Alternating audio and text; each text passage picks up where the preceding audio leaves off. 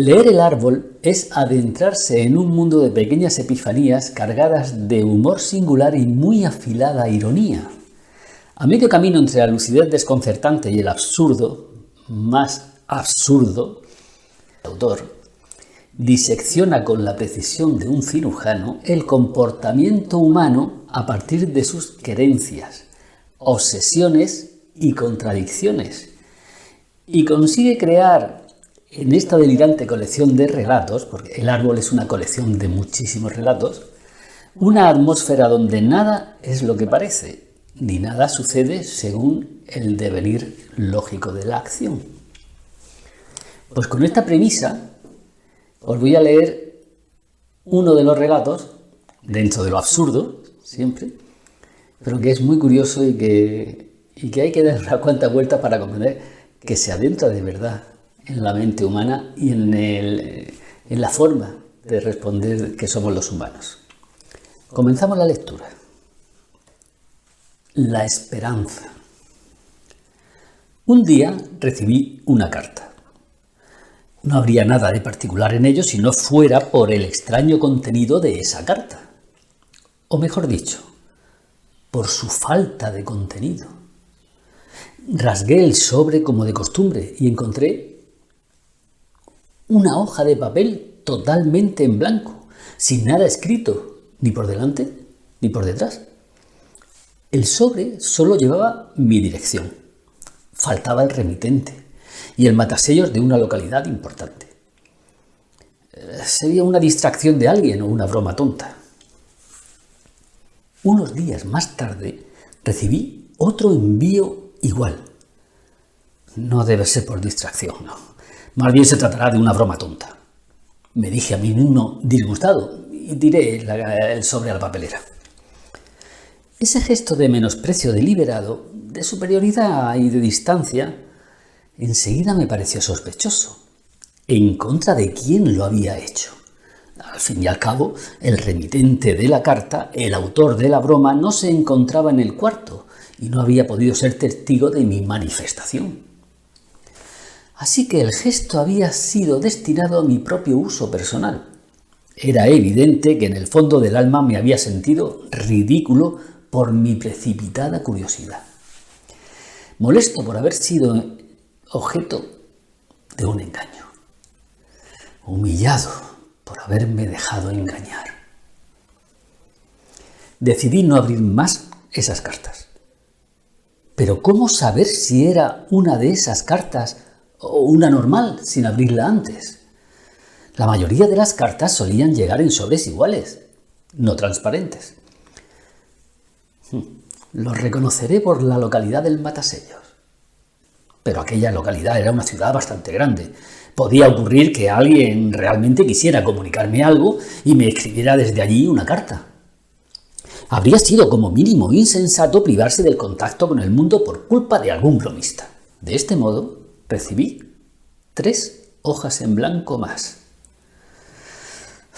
En cada ocasión experimenté el mismo ofensivo sentimiento de desilusión.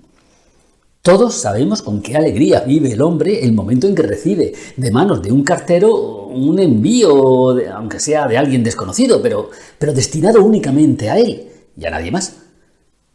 Podría parecer que alguien hubiese decidido desposeerme brutalmente de toda curiosidad, de toda esperanza, y por lo mismo privarme del sentido de la vida, es decir, matarme dejándome aparentemente vivo y evitando así la investigación y el castigo. Y irritado, aproveché la primera ocasión para ir a aquella ciudad.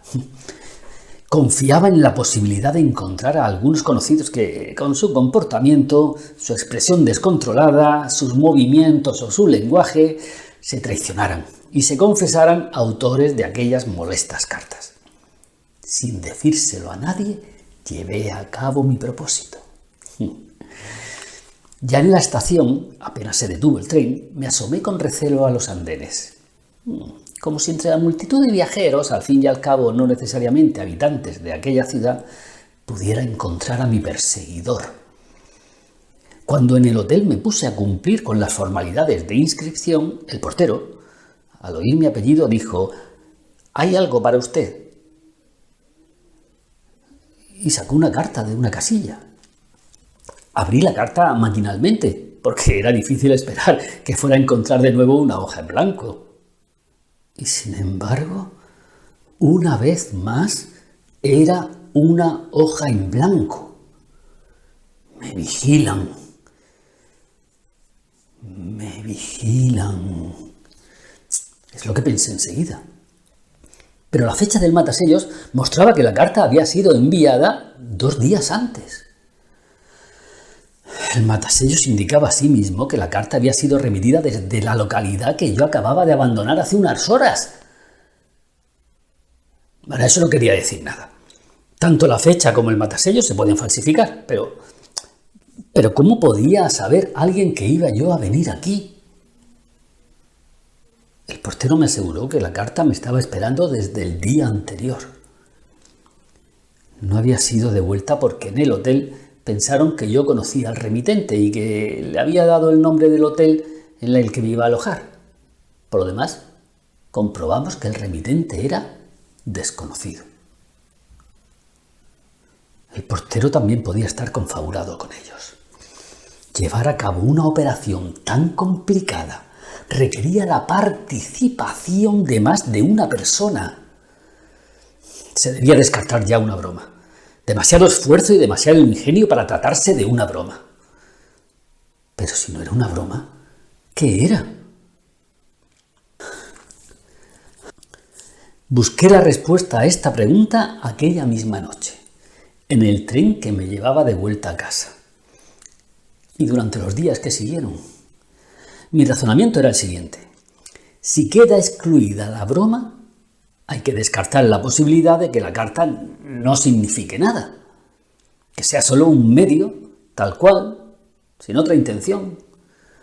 Así que hay que volver a la tesis de que el propósito es que cada hoja de papel en blanco encierre un contenido individual, uno diferente cada una. Tinta simpática, un escrito oculto que aparecerá solo bajo el efecto de reactivos químicos adecuados. Me levanté de un salto. Las pruebas de laboratorio demostraron de modo irrefutable que solo se trataba de unas hojas de papel en blanco. Nada más. Y sin embargo, tenían que esconder algún mensaje.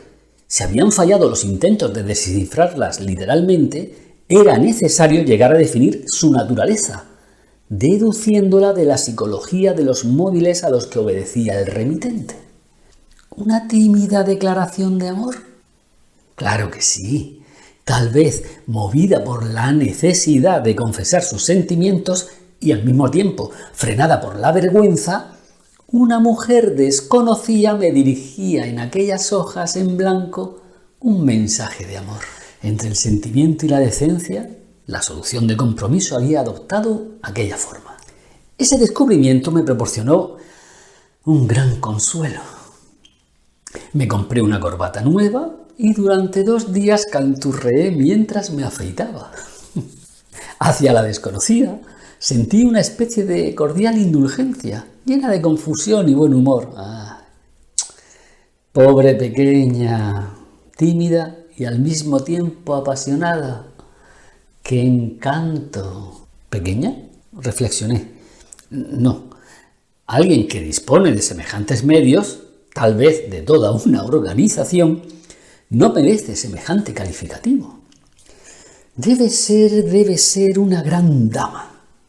Alguien de talla internacional. Entonces, el caso es aún más extraordinario. Qué fuerte debe de ser el sentimiento capaz de afectar a una mujer tan excepcional, convirtiéndola en una colegiala. Tendré que comprarme también unos zapatos. Mi excelente estado de ánimo fue menguando poco a poco, hasta esfumarse por completo, a medida que iba recibiendo más hojas en blanco. Ese flirteo duraba ya demasiado tiempo para no comenzar a dudar que se tratara de veras de un asunto de amor.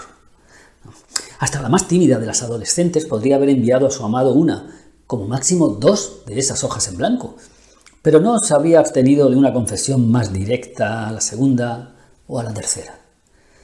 Entonces se me ocurrió una suposición que, por desgracia, era de índole totalmente diferente.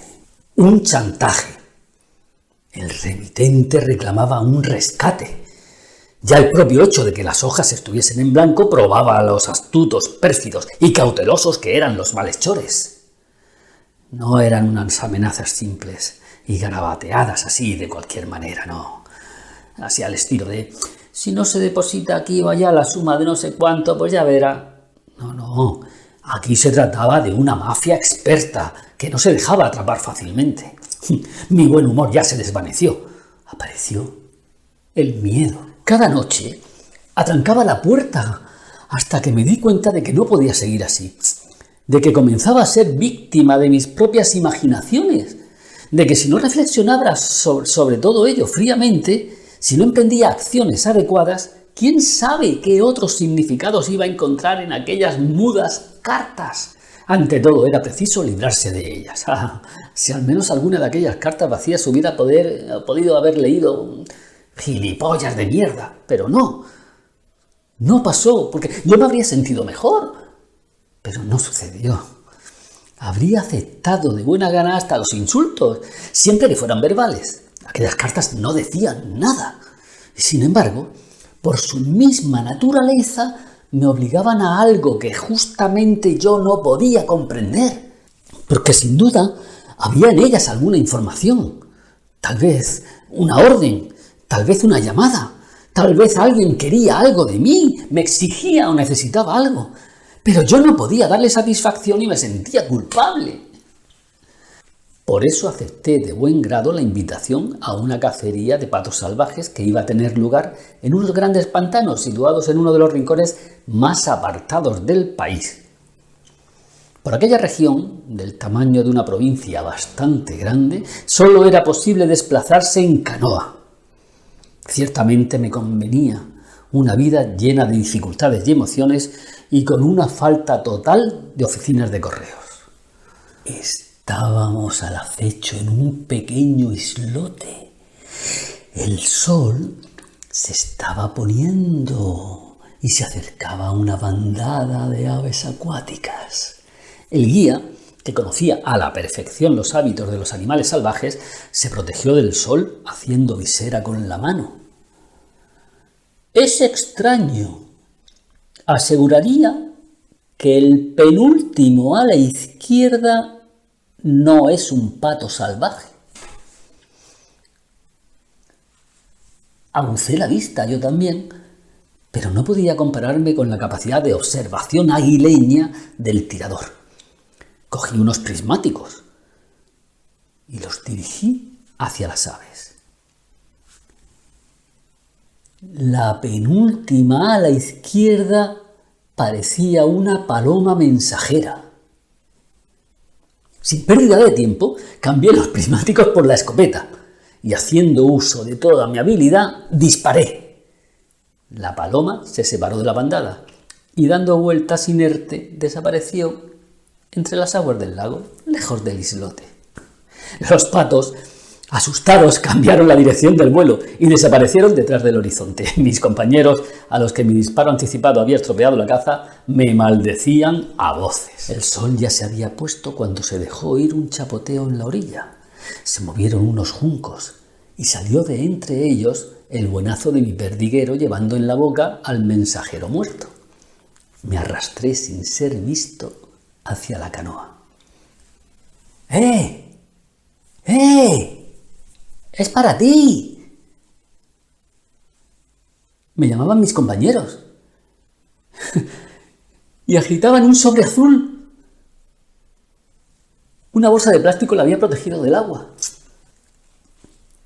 Volví hacia ellos y, haciendo como que quería leer la carta en soledad, me alejé hasta la orilla. Sí, era el mismo sobre de siempre. Conocía demasiado bien la letra con la que estaba escrita la dirección como para poder hacerme ilusiones. Sin abrirla, la rompí en 1000 pedazos minúsculos y la esparcí entre los juncos. Era ya de noche. Estábamos tendidos junto al fuego. ¿Era algo importante?, me preguntaron los compañeros. No, Nada importante, contesté yo así. Y de pronto me di cuenta de que no sabía si mentía o decía la verdad. Me levanté de un salto y fui a la orilla. Entré en el lago. Anduve en el agua hundido hasta la cintura, hasta los hombros, separando los juncos febrilmente. Demasiado tarde. Oscurecía por momentos, los papelitos ya se habían ablandado y hundido, las corrientes perezosas los habían esparcido por el lago, los habían enredado en las raíces de las plantas acuáticas. ¿Qué le vamos a hacer? Tal vez no hubiese allí nada. Seguro que no había nada. ¿Por qué iba a haber algo precisamente esta vez? No había nada. No había nada escrito. Pero... ¿y si había algo?